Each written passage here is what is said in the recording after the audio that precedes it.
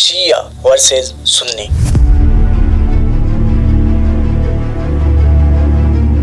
$1980 में शुरू हुई ईरान इराक वार में तकरीबन 10 लाख लोग मरे। लेबनान 1975 में शुरू हुई सिविल वार में तकरीबन 1.5 लाख हलाकतें हुई। यमन 2014 में शुरू हुई वार में तकरीबन 4 लाख लोग मारे गए। कॉन्फ्लिक्ट शिया वर्सेस सुन्नी। 1970s में ये जहर पाकिस्तान में फैलना शुरू हुआ और 1990s में टारगेट किलिंग और मैस मर्डर आम हो गया। 1988 में गिलगित बल्तिस्तान में कत्लेआम, 1994 में मुल्तान शिया जुलूस पर हमला, 1997 में लाहौर इमाम बारगाह पर हमला, 2004 कोयटा में यौम अशूरा में बम धमाका, 2007 पारा चिनार फसादात, 2012 कोहिस्तान बस शूटिंग, 2017 पारा चिनार मार्केट बम ब्लास्ट। और इन सब के पीछे एक ही वजह थी, शिया सुन्नी। और आज भी ये दो स्कूल ऑफ थॉट एक दूसरे के सख्त खिलाफ हैं। इतना सब होने के बाद सवाल तो पैदा होते हैं कि आखिर ये दो जमातें कैसे वजूद में आई और क्या हैं इनके इख्तलाफात। So let's start from beginning. शिया का असल नाम है शियाने अली और सुन्नी का असल नाम अहले सुन्नत। शियाने अली मतलब द पार्टी ऑफ अली और अहले सुन्नत का मतलब सुन्नत को फॉलो करने वाले। सुन्नत means the practices of prophet Mohammad सल्लल्लाहु अलैहि वसल्लम।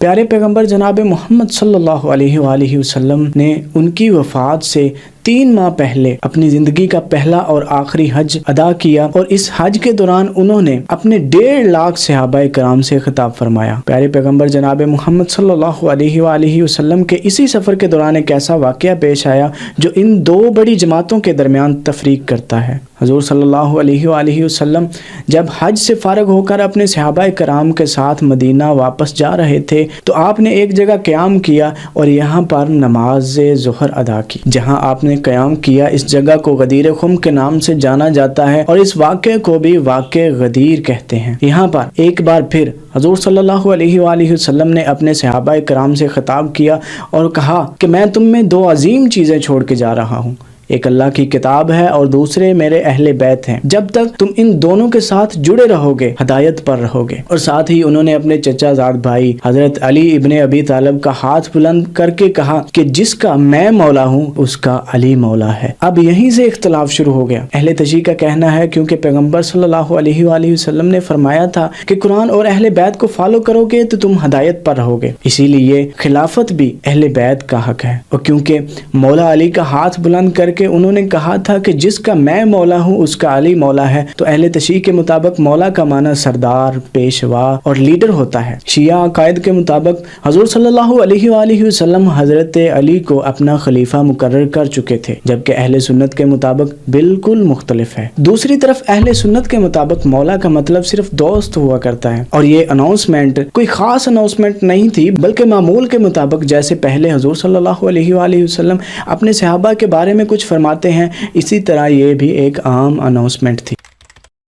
इसके बाद हजूर सल्लल्लाहु अलैहि वसल्लम अपने घर मदीना पहुंच गए। आपकी वफात से कुछ दिन पहले बीमारी की हालत में उन्होंने फरमाया कि मुझे एक कागज़ कलम ला दो ताकि मैं तुम्हें कुछ ऐसी वसीयत लिख दूं कि मेरे बाद तुम इख्तलाफ में ना पड़ो। जब आपने कागज़ कलम मांगा तो यहाँ पर कुछ सहाबाए कराम मौजूद थे जिन्होंने कहा कि आप बीमारी की हालत में हैं, आपको जहमत ना दी जाए, हमारे पास कुरान करीम है, हम उसी से हिदायत हासिल करेंगे। लिहाजा यहाँ पर भी सहाबाए कराम और अहले बैत के दरमियान इख्तलाफ हुआ। और जब जब सहाबाए कराम और अहले बैत के दरमियान इख्तलाफ होता है तब अहले सुन्नत और अहले तशीयों के दरमियान भी इख्तलाफ रहता है। शिया स्कूल ऑफ थॉट के लोग कहते हैं कि यहाँ पर हजूर सल्लल्लाहु अलैहि वसल्लम हजरत अली की खिलाफत लिख कर देने वाले थे और अपने बाद इमाम अली को मुसलमानों का खलीफा बनाने वाले थे। और दूसरी तरफ अहले सुन्ना कहते हैं कि हजूर सल्लल्लाहु अलैहि वसल्लम खिलाफत नहीं लिख कर देने वाले थे, बल्कि कुछ ऐसा लिख कर देने वाले थे जो क़यामत तक राज रहेगा। इसे वाक़े किरतास कहते हैं। इस वाक़े के कुछ दिन बाद हजूर सल्लल्लाहु अलैहि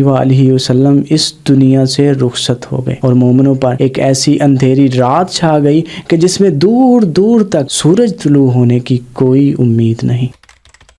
لیکن آپ کی میت مبارک ابھی ان کے حجرے میں موجود تھی اور حضرت علی ان کے کفن دفن کا انتظام کر رہے تھے، اور ایک ایسا واقعہ پیش آیا جسے ثقیفہ بنو ساعدہ کے نام سے یاد کیا جاتا ہے۔ ہوا کچھ یوں کہ آپ کی وفات کے بعد مسلمانوں کا لیڈر کسی ایک کو تو بننا تھا، کیونکہ بغیر کسی لیڈر کے کوئی قوم متحد نہیں رہ سکتی، اور مسلمانوں کی تو اتنے کم پیریڈ آف ٹائم میں کامیابی کا راز ہی یہ تھا کہ انہیں پیارے پیغمبر جناب محمد صلی اللہ علیہ وآلہ وسلم جیسا ایک عظیم لیڈر ملا تھا۔ انصار صحابہ کرام یعنی مدینہ کی لوکل آبادی، انہوں نے اپنا لیڈر انصار میں سے چننے کا فیصلہ کیا۔ انصار صحابہ کرام ایک باغ ثقیفہ بنو ساعدہ میں جمع تھے۔ جیسے ہی حضرت ابو بکر اور حضرت عمر رضی اللہ تعالیٰ عنہما کو اس بات کا پتہ چلا تو وہ فوراً اس باغ میں پہنچ گئے اور سب نے مل کر حضرت ابو بکر رضی اللہ تعالیٰ عنہ کو خلیفہ منتخب کر لیا۔ اور یہاں پر بھی اختلاف واضح ہے۔ شیعہ کا کہنا یہ تھا کہ حضرت علی کو مسلمانوں کا لیڈر بننا چاہیے تھا، اور اہل سنہ کا کہنا یہ ہے کہ سب نے مل کر حضرت ابو بکر کو خلیفہ منتخب کیا،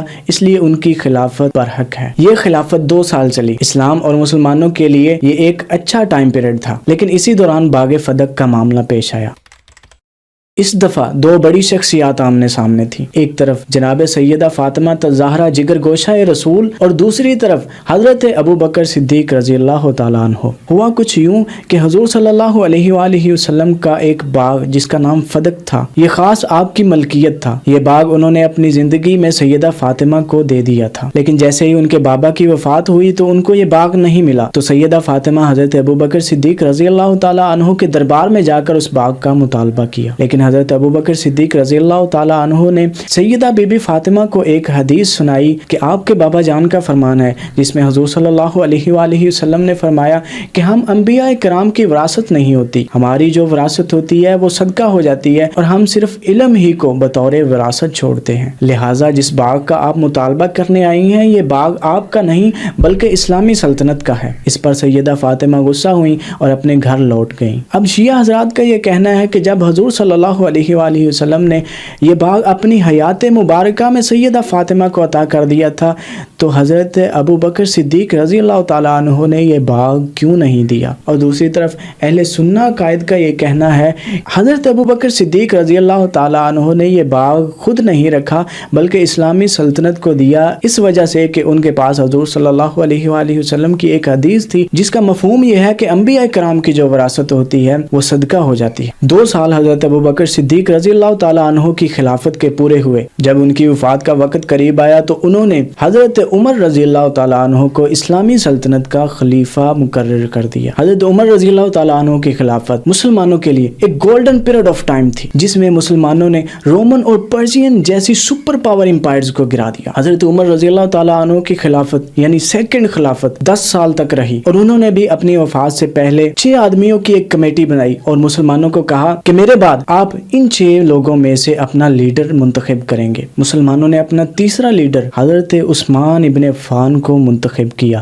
اور یہیں سے بغاوتوں نے سر اٹھایا۔ حضرت عثمان رضی اللہ تعالیٰ عنہ کیونکہ نرم طبیعت کے مالک تھے، اس لیے ان کی خلافت کا ڈر اور دبدبہ لوگوں کے دل میں اتنا نہیں تھا جتنا کہ حضرت عمر رضی اللہ تعالیٰ عنہ کا تھا۔ حضرت عثمان رضی اللہ تعالیٰ عنہ کی دور خلافت میں 40 دن ان کا پانی بند کر دیا گیا، اور بعد میں باغیوں نے ان کے گھر میں گھس کر ان کو شہید کر دیا۔ حضرت علی رضی اللہ تعالیٰ عنہ مسلمانوں کے 4تھے خلیفہ بنے، لیکن جیسے ہی وہ خلیفہ بنے تو مسلمان میدان جنگ میں آمنے سامنے آ گئے۔ حضرت امیر معاویہ رضی اللہ تعالیٰ عنہ جو کہ حضرت عثمان رضی اللہ تعالیٰ عنہ کے دور میں شام کے گورنر تھے، اپنی 1.5 لاکھ کی فوج کو لے کر امام علی سے جنگ کرنے کے لیے آ گئے۔ ان کا کہنا یہ تھا کہ امام علی کے ساتھ وہ لوگ ہیں جنہوں نے حضرت عثمان رضی اللہ تعالیٰ عنہ کو شہید کیا ہے، اس لیے پہلے امام علی ان لوگوں کو قتل کریں اور حضرت عثمان کے شہادت کا بدلہ لیں، بعد میں ان کی بیعت کروں گا، یعنی ان کی خلافت کو ایکسپٹ کروں گا۔ لیکن دوسری طرف حضرت علی کا کہنا یہ تھا کہ پہلے آپ میری بیعت کریں تاکہ میری خلافت مضبوط ہو جائے، بعد میں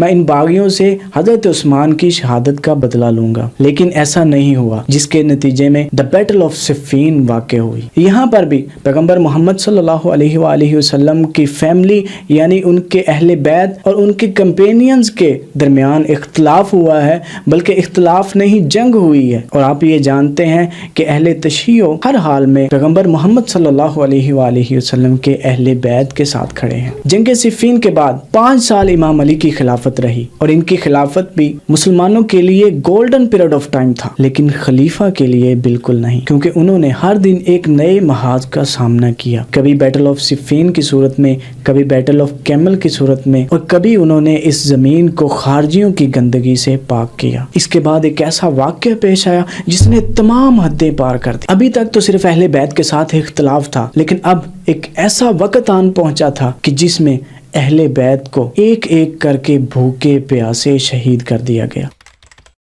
اس واقعے کو کربلا کے نام سے یاد کیا جاتا ہے، جو کہ دنیا کی ہسٹری کا سب سے دردناک واقعہ ہے۔ جب امام علی کی شہادت ہوئی تو خلافت ان کے بڑے بیٹے امام حسن کے پاس چلی گئی۔ امام حسن کی خلافت پر بھی اختلاف ہوا اور مسلمانوں کی 2 بڑی جماعتیں میدان جنگ میں آمنے سامنے آ گئیں، جن میں ایک طرف حضرت امیر معاویہ رضی اللہ تعالی عنہ تھے۔ امام حسن بن علی نے جنگ کی بجائے صلح کو ترجیح دی، کیونکہ پہلے ہی مسلمان کئی بار خانہ جنگی کا شکار ہو چکے تھے اور کافی نقصان کر چکے تھے۔ اس صلح کے بارے میں حضور صلی اللہ علیہ وآلہ وسلم کی ایک حدیث بھی بیان کی جاتی ہے، جس میں پیارے پیغمبر جناب محمد صلی اللہ علیہ وآلہ وسلم فرماتے ہیں کہ یہ میرا بیٹا یعنی حسن ابن علی ایک سردار ہے اور یہ مسلمانوں کے 2 بڑے گروہوں کے درمیان صلح کروائے گا۔ امام حسن بن علی نے صلح کر لی، جس کے نتیجے میں خلافت اب بنو امیہ کے پاس چلی گئی، جو کہ پہلے قریش کے پاس اور پھر بنو ہاشم کے پاس تھی۔ اب حضرت امیر معاویہ رضی اللہ تعالیٰ عنہ مسلمانوں کے حکمران بنے اور اپنی وفات سے کچھ عرصہ پہلے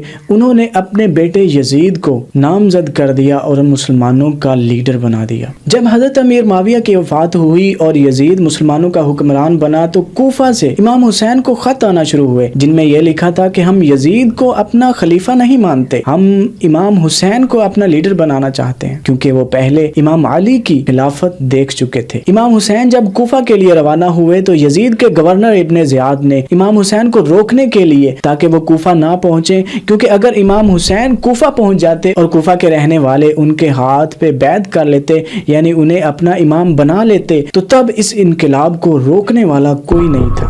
اس لیے ابن زیاد نے امام حسین کو راستے ہی میں روکنے کے لیے اپنی فوجیں روانہ کی اور انہوں نے کربلا کے میدان میں امام حسین کا راستہ روک دیا۔ امام حسین اپنے اہل خانہ اور اپنے کچھ قریبی لوگوں کے ساتھ تھے اور ان کی کل تعداد 72 تھی۔ کربلا کے میدان میں پہلے 3 دن ان 72 لوگوں کا پانی بند کر دیا گیا۔ پاس بہتی نہر سے بلکتے ہوئے بچوں کے لیے پانی لے جانے کی کوئی اجازت نہ تھی۔ 3 دن تک بچے بڑے سب پیاس برداشت کرتے رہے اور ایک ایک کر کے یزیدی فوجوں کا سامنا کرتے ہوئے شہید ہوتے رہے، اور 10 محرم الحرام امام حسین بھی یزیدی فوجوں سے لڑتے لڑتے آخر شہید ہو گئے، اور ان کی شہادت کے بعد 72 لوگوں کے اس قافلے میں چند ایک مرد کے علاوہ باقی سب خواتین تھیں، جن میں امام زین العابدین امام حسین کے بیٹے ان دنوں بیماری کی حالت میں تھے اور میدان جنگ میں نہیں جا سکے۔ باقی بچے خیمے جن میں بچے اور خواتین تھیں یزیدی فوجوں نے جلا دیے، اور امام حسین کی فیملی جن میں ان کی بہن سیدہ بی بی زینب تھیں اور ان کے علاوہ تمام خواتین کو قیدی بنا کر شام یزید کے دربار میں پیش کر دیا گیا۔ اس واقعے کے بعد مسلمانوں کے صبر کا پیمانہ لبریز ہو گیا کہ جس نبی نے ہمیں جینے کا طریقہ اور سلیقہ سکھایا، ہم اپنی بیٹیوں کو زندہ درگور کر دیا کرتے تھے، ہم چھوٹی سی بات پر لڑتے اور لڑتے لڑتے ہزاروں لوگ مارے جاتے، ہم پتھروں کو پوجتے تھے اور ان سے مدد مانگتے تھے، ہمیں جینے کا سلیقہ سکھایا، اپنی بیٹی کی عزت کرنا سکھائی، جہنم کی راہ سے ہٹا کر جنت کا راستہ بتایا، بدلے میں ہم نے انہیں کیا دیا؟ ان کے پیارے نواسے حسین ابن علی کو اور ان کے 6 ماہ کے بیٹے علی اصغر کو بھوک اور پیاس کی حالت میں شہید کر دیا۔ یاد رکھیں، میرا مقصد کسی سکول آف تھاٹ کو پروموٹ کرنا نہیں اور نہ ہی ان کے آپسی اختلافات کو سراہنا ہے۔ میرا مقصد صرف آپ کو آگاہ کرنا ہے آیا کہ اتنے بڑے اختلاف کے پیچھے وجہ کیا رہی ہوگی۔